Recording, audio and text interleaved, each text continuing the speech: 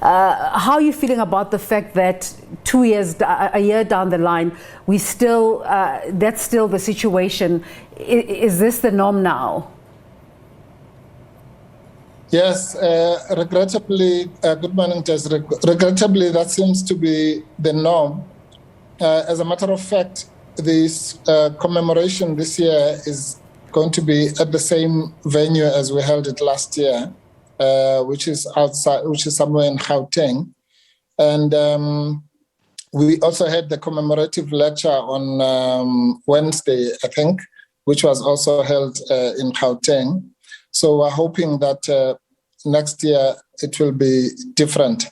But for now, we have to hold a limited commemoration with only some of the victims and some of the AMCU members.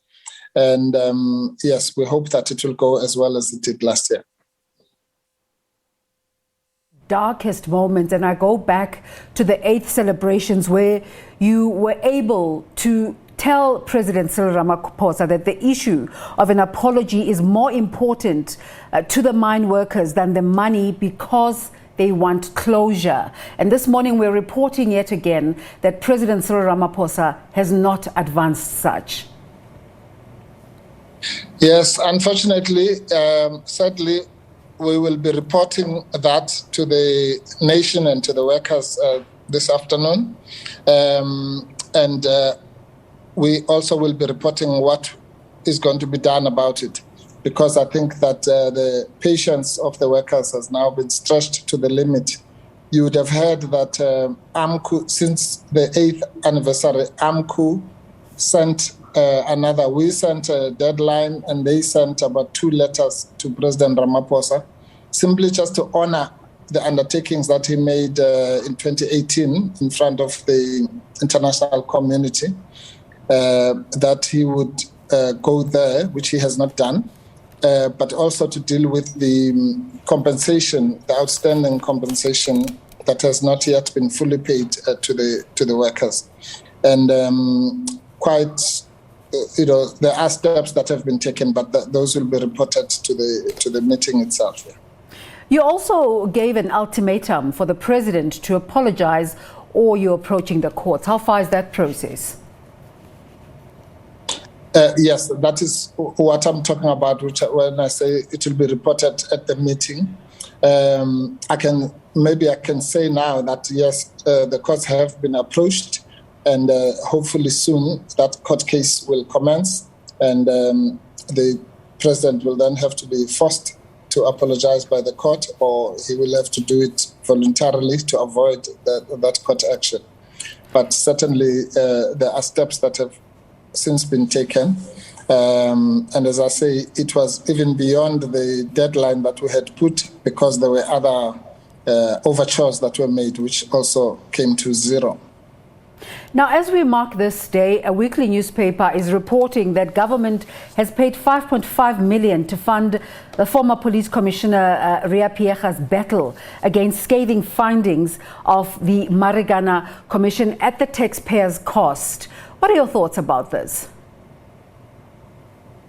Well, that is a sad indictment, really. It looks like this is a government that is intent more on whitewashing what happened there than dealing with its admitted liability for what happened. Because you remember that in 2016, as far as the cases that were brought, the government accepted civil liability. So it was merely a question of how much compensation would be paid. And we thought that would not take more than a year at most. But now 4 years, 5 years down the line, that has not yet happened. We ourselves have serious problems with the Phalanx Commission, as we have articulated. In fact, our clients wanted to review it for different reasons, but certainly not to absolve the leadership of the police at the time and the politicians who were clearly in charge of giving the instructions of the so-called D-Day instruction that made the 16th the day in which the workers were mowed down. There was hard evidence of this. There were recordings, a telephone conversation between the provincial commissioner then, General Mbombo, and one of the workers, of the executives of Lonmin, who outlined the reasons why the 16th had to be D-Day, because there had been pressure put up by the politicians, including President Ramaphosa and others. And none of that has been actioned. Not even the foot soldiers, so-called shooters and foot soldiers, have been prosecuted, let alone the political masterminds of the massacre.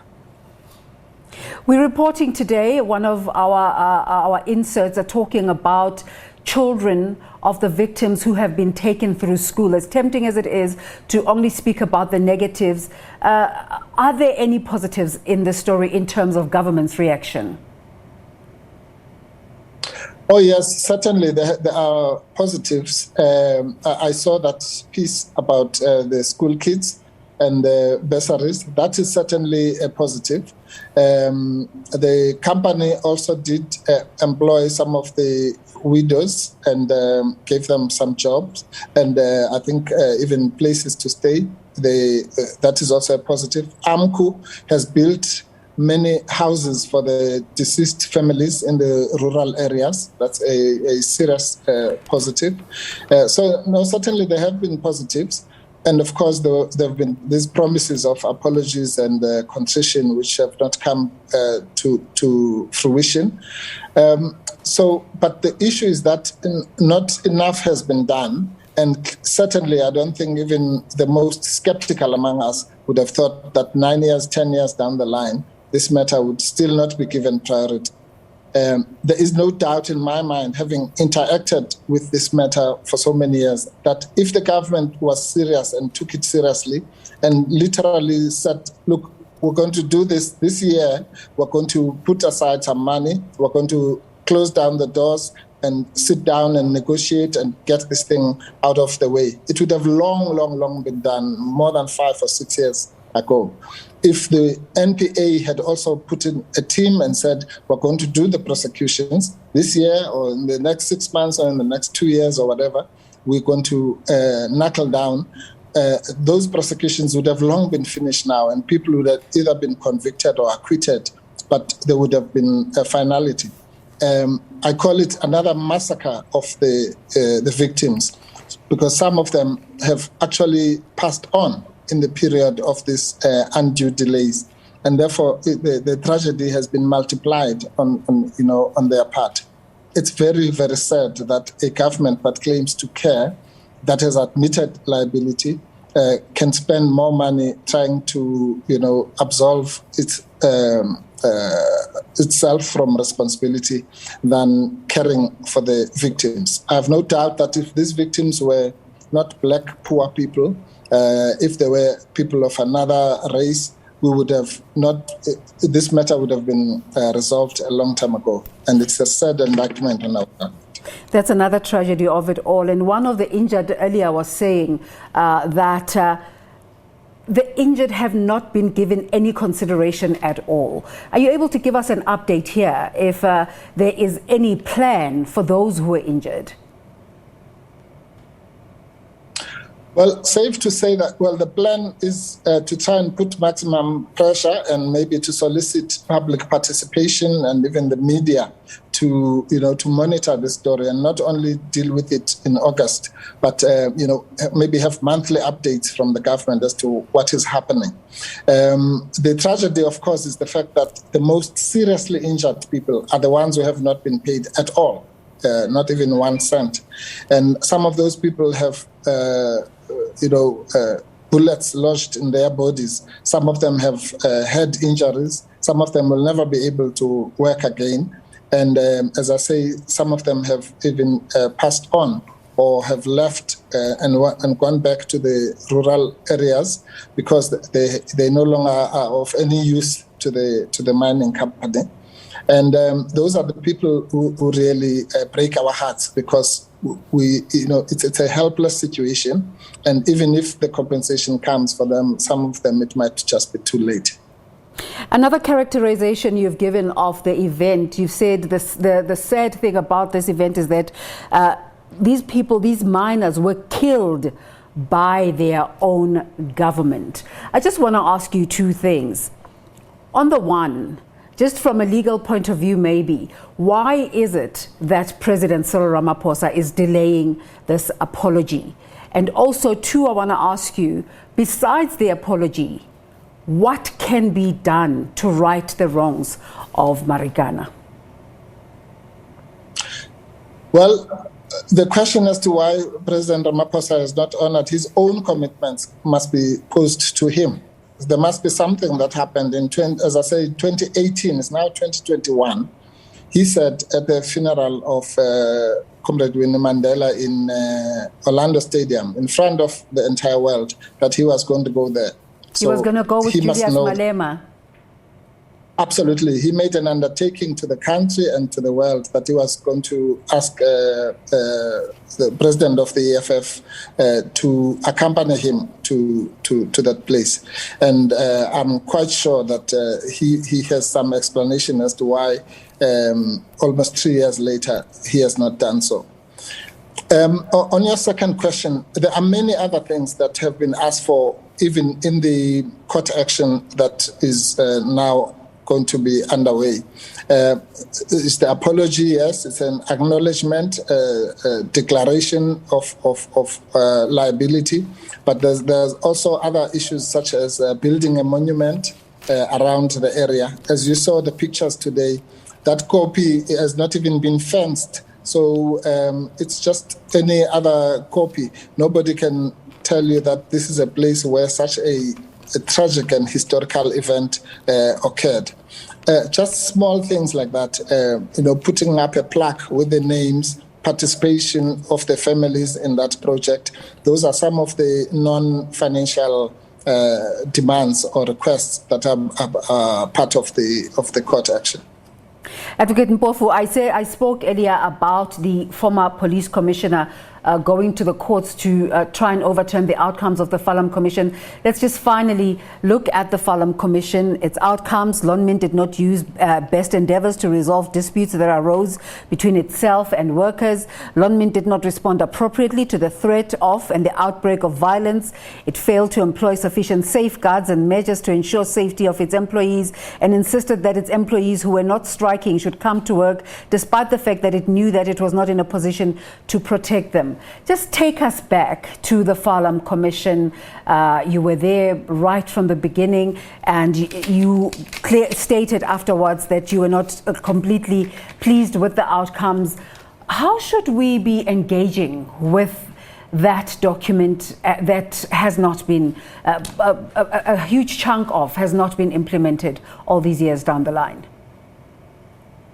Thank you. That's a very good question. Firstly, as I say, the workers were completely unsatisfied with the outcome of the Phalanx Commission because it came far too short. It did not acknowledge what they saw as a collusion between the company and the state. Remember, there was some place called the Joint Operation Center, or the JOC, which is where all this thing was planned, blow by blow. And symbolically, that JOC was located inside the premises of the company, and company executives were participating with the police in the planning process. So this was clearly a joint operation in that sense, and the Phalanx Commission failed to recognize that collusion. But even the findings of Phalanx Commission, inadequate as they are, have not been implemented. And so that should show you the level of dissatisfaction, therefore, because even those findings that pointed to some wrongdoing have simply not even been implemented, minimum as they are. How does the non-responsiveness of the government to the recommendations of the Phalanx Commission and the calls by AMCU and the miners for the president to respond and apologize, how does all of this speak to current affairs in the country and non-responsiveness of government? Thank you. Another very good question. I think that question then comes to us as citizens, because it is the citizens of this country who keep on affirming a government on this specific issue that has really shown the most cruel disregard for human life. And, and we should find some ways of holding them to account. Of course, the justice system sometimes takes long. Even if those prosecutions can be instituted tomorrow, they will take long to materialize. But there are certain things, like the ones that you mentioned, which don't even involve money, which should not involve long legal processes. But the mere fact that the population does not itself take this matter as seriously as maybe some people did in the 60s around issues of Sharpeville, all the other massacres that we were perpetrated by the apartheid government. This massacre, as you correctly pointed out, leaves a bitter taste because it was perpetrated by the democratic government. So a democratic government, by definition, accounts to the people. So it is the people who should be insisting that these things should be done, instead of rewarding the perpetrators, with high office and our silence. So I think that at some stage, some of the blame must be taken by the staff. Okay, we seem to be losing you there, but just a final question, if you can still hear me. It might be a Northwest-based event, but it's a national conversation.